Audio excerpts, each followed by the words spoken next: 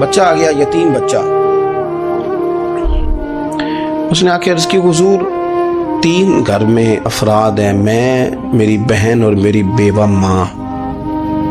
والد حضور چلے گئے اور آج نا 3 دن ہو گئے روٹی کوئی نہیں کھائی. میں اس منظر کو بھی جانتا ہوں کہ جب یتیم گھر میں اکٹھے بیٹھے ہوتے ہیں اور پتہ ہوتا ہے ان کو کہ ہماری اماں کے پاس آج پیسے کوئی نہیں اور گھر میں روٹی بھی کوئی نہیں، تو پھر ان کو بھوک ہی نہیں لگتی. ہاں نہیں لگتی. اماں پوچھتی ہے پتر روٹی کھانی ہے؟ نہیں میں تو سویرے جو کھایا تھا وہ ہضم ہی نہیں ہوا. اماں جی شاہی کوئی نہیں. یہ پردے اس طرح کر کے بچائے جاتے ہیں. ایک دوسرے کو تسلیاں دینا، ایک دوسرے سے پیار کا بڑھ جانا، ایک دوسرے کے لیے جذبات اور طرح کے بن جانا حکمت الہی کے تقاضے ہوتے. یا رسول اللہ صلی اللہ تعالی علیہ وسلم، بیوہ ماں ہے، یتیم بہن ہے، 3 دن سے کھایا کچھ نہیں. قربان جائیں وہ گھر جہاں سے کائنات کھاتی ہے ساری. حضور نے فرمایا بلال جا کے ساری ازواج مطہرات سے پوچھ گھر میں کیا ہے. حضرت بلال کہتے ہیں میں سارے گھاری پوچھ آیا، ٹٹول آیا، ٹوٹل 21 کھجوریں نکلی. یہ 2 جہاں کے شاہ ہیں اور پاس کچھ رکھتے نہیں. 2 جہاں کی نعمتیں ہیں، ان کے خالی ہاتھ میں حضور کے سارے گھر کو میں ڈھونڈ 21 کھجوریں نکلی تو لا کے میں نے پیش کر دی، تو حضور نے ڈائریکٹ اس کو نہیں دی، نبی پاک نے اپنے ہاتھ پہ رکھ لی. اور کہتے ہیں پھر حضور نے نا اپنا منہ مبارک قریب کیا کھجوروں کی. صحابہ خود فرماتے ہیں کہ یہ جو حضور نے منہ مبارک قریب کیا ہے نا تو نبی پاک برکت کی دعا کر رہے تھے. 21 کھجوروں پہ برکت کی دعا ہوئی. حضور نے اس بچے کو بلایا، تھپکی دی، فرمایا لے جا 7 تیری بہن کی. انہیں معمولی نہ سمجھنا ہو تو حضرت بلال کہتے ہیں حضور 3 بھی دے دینا کبھی تو 30 سال ختم ہی نہیں ہوتی. 30 سال گزر جاتے ہیں، نکالتے رہو، کھاتے رہو، ختم ہی نہیں ہوتی. حضور نے فرمایا 7 تیری بہن کی، 7 تیری والدہ کی، اور 7 حضور نے اور بھی تلقین فرمائی. فرمایا ایک سویرے کھایا کرنا، ایک شام کو کھایا کر. لے جا. حضرت سیدنا بلال حبشی کہتے ہیں رضی اللہ تعالیٰ عنہ کہ بچہ لے کے جب باہر نکلا تو حضرت سیدنا معاذ ابن جبل دوڑ کے گئے اور جا کے بچے کے سر پہ شفقت سے ہاتھ پھیرا.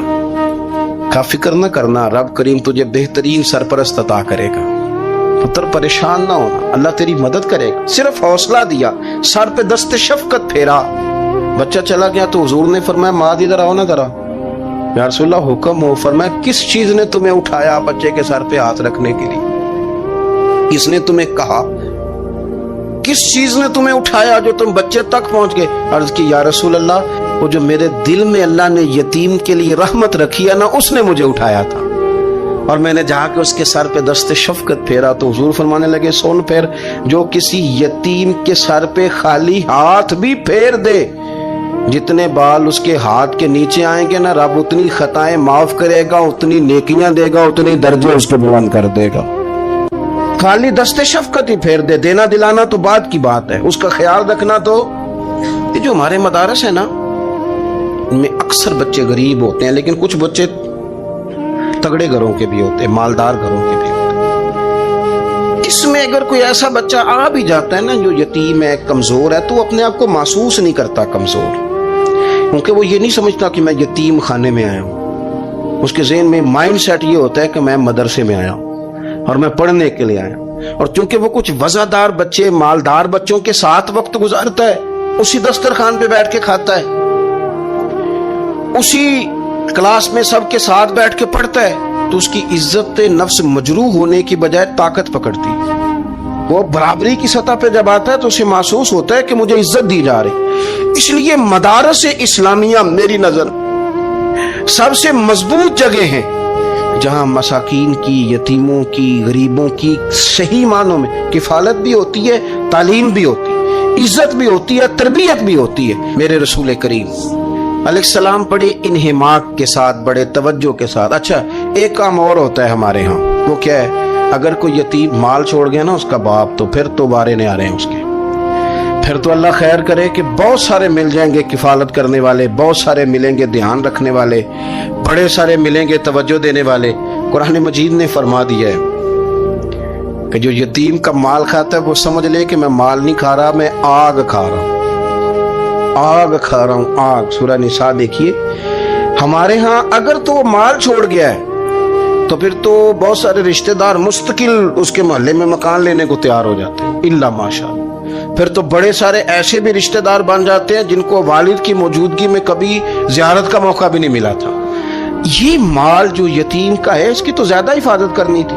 ہم کئی دفعہ مسئلہ بتاتے ہیں، لوگ فتویٰ بازی شروع کر دیتے ہیں۔ مجھے بلایا گیا کہ ایک صاحب کا انتقال ہو گیا تو ان کا ختم شریف ہے، تو بچے ان کے نابالغ ہیں، تو میں نے کہا کہ آپ اس طرح کریں، ان کے مال میں سے زیادہ پیسے نہ صرف کریں۔ نہیں جی نہیں، بڑے پیسے کمائے ہیں جی، اس نے ساری زندگی باہر نکالی ہے تو لاکھوں کروڑوں کمائے ہیں، تو چھوٹا گوشت پکائیں گے، بکرے کا گوشت پکائیں گے اور ہم ان کا ختم شریف دلائیں گے۔ تو میں نے کہا صاحب آپ رشتہ دار ہیں، ان کے بچوں کے مال کی حفاظت کریں۔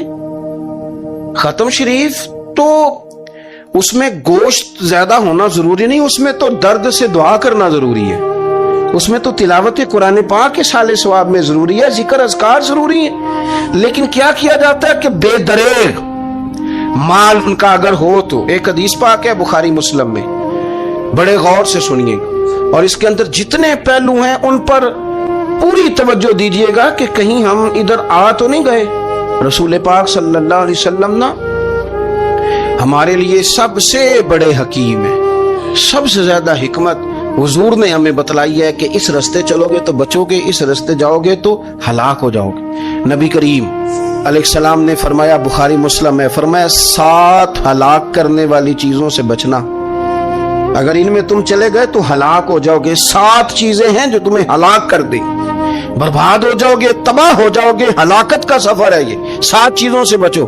یا رسول اللہ صلی اللہ علیہ وسلم وہ کون کون سی؟ تو حضور نے فرمایا اللہ کے ساتھ شریک نہ کرنا، ہلاک ہو جاؤ گے۔ دوسرا نبی پاک صلی اللہ علیہ وسلم نے فرمایا جادو نہ کرنا، ہلاک ہو جاؤ گے، ہلاک۔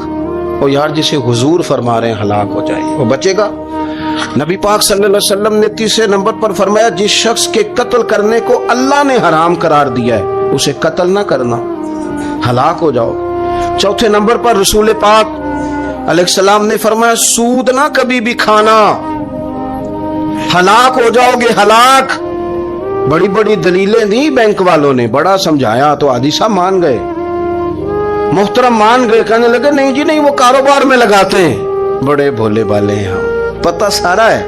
اور دیکھو سب کاموں کے باوجود مستقل بینکوں میں پیسے اس اکاؤنٹ میں رکھے ہوئے ہیں جہاں سے مستقل سود آتا ہے۔ حضور نے فرمایا نہ کرنا یہ کام۔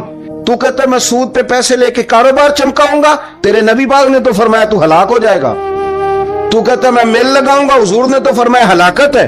تو کہتا ہے میں بڑا کچھ کر جاؤں گا تو ہلاکت ہے۔ اچھی طرح سمجھ لیں، اصل مال بھی ضائع ہو جاتا ہے اس بندے کا جو سود کا مال ملا لیتا ہے، اصل برکت بھی اڑ جاتی۔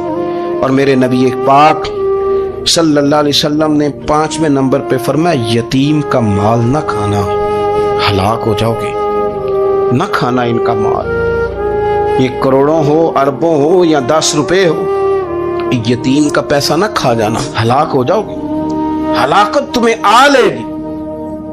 اور پھر 6 نمبر پر نبی پاک علیہ السلام نے فرمایا کفر سے جہاد ہو رہا ہو تو کبھی پیٹ پھیر کے بھاگنا نہ، ہلاک ہو جاؤ گے۔ اور 7ویں نمبر پر اللہ کے رسول نے فرمایا بے قصور اور بے گناہ عورت پر تہمت نہ لگانا، بلا وجہ بہو کے کھاتے نہ کچھ ڈال دے، بلا وجہ بھابھی اور بیوی اور کسی بھی خاتون پر کوئی الزام بے قصور عورت پر بہتان نہ لگانا۔ مار مار کے ایک شخص نے بحال کر دیا بیوی کو اور بعد میں پتا چلا کہ جی مجھے شاک ہے تویز کراتی ہے۔ کیا آپ کی سوچ ہے؟ مسلمان اللہ کو ماننے والا اور اس باتوں پر الزام لگائے گا تویز کرا کے لاتی؟ بے قصور عورت پر بہتان، ایک تو بات ہے اسے مارنا اور ایک یہ ہے کہ کوئی تکلیف دینا، اور ایک خالی اتنی بات کی کہ بہتان بھی نہ لگانا، اس پر الزام نہ لگانا، یعنی تم نے صرف بے قصور عورت پر الزام ہی لگایا تو حضور فرماتے ہیں ہلاک ہو جاؤ۔ یہ ہلاکت والا کام ہے، لیکن ہم بغیر سوچے سمجھے کہہ دیتے ہیں اس نے کہا ہے، اس نے کیا ہے، یہ کرتی ہے، یہ کام نہیں کریں۔ یہ 7 وہ چیزیں ہیں جو ہلاک کر دیں گی۔ نبی پاک صلی اللہ تعالی علیہ وآلہ وسلم فرماتے ہیں میں نا جنت کا دروازہ کھولوں گا تو ایک عورت کو نا میں سبقت لے جاتے ہوئے دیکھوں گا، یعنی وہ جلدی سے جنت میں داخل ہو رہی۔ یا بعض شارحین کہتے ہیں کہ حضور داخل ہوتے ہی سب سے پہلے اس کا چہرہ دیکھیں گے، حضور فرمائیں گے تو پہلے ہی آ گئی، बीबी जन्नत में। हुजूर ने दरवाजा खोला तो जल्दी से नजर आई, तू पहले आ गई। सब ने लिखा है कि इस औरत की शान ये है कि सबसे पहले जन्नत में गई। मैंने हदीस पढ़ी तो मैंने नीचे हाशिए में लिखा, मैंने कहा मेरा ख्याल ये है कि इसकी ज्यादा शान ये है कि जन्नत में इसकी सबसे पहली मुलाकात मदीने वाले महबूब से हो गई। ये देखो कितनी बड़ी शान। हुजूर फरमाने लगे तू कैसे पहले ही आ गई, कौन है तू? वो कहने लगी हुजूर मैं बेवा हूं, मेरे बच्चे यतीम थे, मैंने उनकी खातर ना बैठी रही, मैंने निकाह नहीं किया, मैंने उन यतीमों की परवरिश की, बेवा बन के जिंदगी गुजार दी, उन यतीमों के लिए बैठी रही। इसको जायज है, ये कर सकती थी, लेकिन इसने सोचा कि मैं इनकी निगहबानी यतीमों के लिए बैठी रही। आज शान ये है कि मदीने वाले के लिए जब दरवाजा खुला है तो इस बीबी को भी रब करीम ने फौरन ही जन्नत अता फरमा दी। ये सबसे पहले गई। मैंने देखी हैं ऐसी औरतें 23 साल में बेवा हुई पर उम्र बच्चों के नाम कर दी। उसे पता था कि कल को जब ये बड़े होंगे तो ये अपने कमरे का दरवाजा बंद कर लेंगे, ये नहीं पूछेंगे कि अम्मा सोई है कि जाग रही है, इनका आना जाना अलग से हो जाएगा, इनके ताल्लुकात अपने हो जाएंगे। पर ये बैठी रही, ये बैठी रही। इसने बच्चों को वक्त दिया तो बच्चे तो क्या इसको सिला देते थे, रब ने ये सिला दिया है कि सबसे पहले इसे जन्नत में दाखिला अता फरमाया। अबू दाऊद शरीफ में मुस्नद इमाम अहमद बिन हंबल में हदीस है, नबी पाक सल्लल्लाहु अलैहि वसल्लम के चचा जाद थे हजरत जाफर तैयार, मौला अली शेर खुदा के भाई थे, जंगे मौता में शहीद हो गए। वहां से कोई खबर लेके नहीं आया, लेकिन रब खबरें देता है ना अपने हबीब को। अल्लाह गैब के खजानों की कुंजियां देता है अपने महबूब को। नबी करीम सल्लल्लाहु ताला अलैहि वसल्लम ना उनके घर गए, उनकी ज़ौजा का नाम अस्मा बिनते उमैस था। हुजूर ने फरमाया अस्मा मेरे भतीजों को मेरे पास लाओ, मोहम्मद बिन जाफर और अब्दुल्ला बिन जाफर रदी अल्लाह ताला अन्हु। बच्चे करीब आए, हुजूर को पता है इनके वालिद शहीद हो गए। नबी पाक ने अपनी नाक मुबारक उनके रुखसारों पे रखे, फिर हुजूर ने उनका माथा चूमा, फिर नबी पाक सल्लल्लाहु अलैहि वसल्लम ने सीने से लगाया, फरमाया हजाम को बुलाओ ना जरा, इनके बाल तराशे कितने कितनी बड़े हो गए, हजामत होने वाली। हुजूर प्यार कर रहे थे, आंखों में आंसू थे, तो जनाब अस्मा करीब आई, कहने लगे हुजूर मेरे शौहर की कोई खबर आ गई है? तो नबी पाक सल्लल्लाहु ताला अलैहि वसल्लम ने गर्दन मुबारक उठाई तो आंखों में आंसू थे। फरमाया रब ने मेरे भाई को शहादत का दर्जा अता किया है। फरमाया कोई आहो बका ना करना मेरे भाई पर, अल्लाह ने उसे शहादत का दर्जा दिया है। हजरत जाफर तैयार के घर वालों के लिए हुजूर ने सहाबा को हुक्म दिया कि ये गम में हैं, इनके लिए खाने पका के लाओ। फिर नबी पाक उन बच्चों से प्यार करने लगे, फरमाने लगे ये जो है ना मोहम्मद बिन जाफर ये अपने दादा जनाब अबू तालब से मिलता जुलता है, और ये जो अब्दुल्ला बिन जाफर है ये तो सारा मेरे साथ मिलता जुलता है। नबी पाक सल्लल्लाहु अलैहि वसल्लम प्यार करते, बातें करते। हजरत अस्मा रोने लगी। ये अबू दाऊद शरीफ में मुस्नद इमाम अहमद बिन हंबल में चमकते जुमले। अर्ज करने लगी हुजूर मेरे बच्चों का क्या बनेगा, कौन किफालत करेगा? कुर्बान जाएं, रसूल पाक सल्लल्लाहु अलैहि वसल्लम के क्या जुमले, यतीमों के लिए हुजूर का नवाजने का क्या अंदाज है। फरमाया आसमा तू फिक्र न कर, अना वलीयुहुम फिद दुनिया वल आखिरा। फरमाया मैं दुनिया में भी इनका वारिस बनूंगा, कयामत के दिन भी इनका वारिस बनूंगा। कुरान मजीद फुरकान हमीद इरशाद फरमाता है कि वाज़ारू ज़ाहिर अल इस्मी व बातिना, ज़ाहिरी गुनाह भी छोड़ दो और बातनी गुनाह भी छोड़ दो।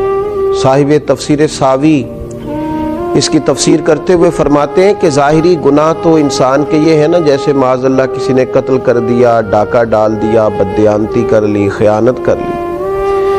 और बातनी गुनाह ये है कि उसने हसद किया, तकब्बुर किया, बुग़्ज़ रखा, बदगुमानी की, बुरा सोचा, अपने दिल के अंदर उसने कीना परवरी की। ये सब वो बातनी गुनाह है जो इंसान के दिल को बिगाड़ देते हैं, उसके बातिन को मैला कुचैला गदला कर देते हैं। इंतहाई खूबसूरत, नफीस, पढ़े लिखे, साफ सुथरे, समझदार, अच्छे घराने के लोगों को ये बातनी गुनाह इस तरह का बना देते हैं कि वो एक खुदगर्ज इंसान बन जाता है। उसका रवैया इंसानों के हक में इंतहाई बदअखलाकी का हो जाता है।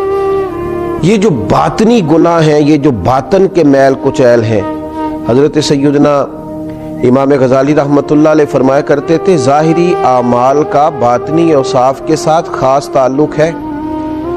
فرماتے ہیں اگر باطن خراب ہو جائے تو ظاہری اعمال بھی خراب ہو جاتے ہیں، اور اگر باطن اجلا ہو، خوبصورت ہو، صاف ستھرا ہو، عاجزی والا ہو، انکساری والا ہو، خیر خواہی والا ہو، اللہ کے بندوں کی محبت والا ہو، اچھی سوچ والا ہو، اس کے اندر یہ ساری خوبصورتیاں موجود ہوں تو پھر انسان کا باطن بھی سنور جاتا ہے۔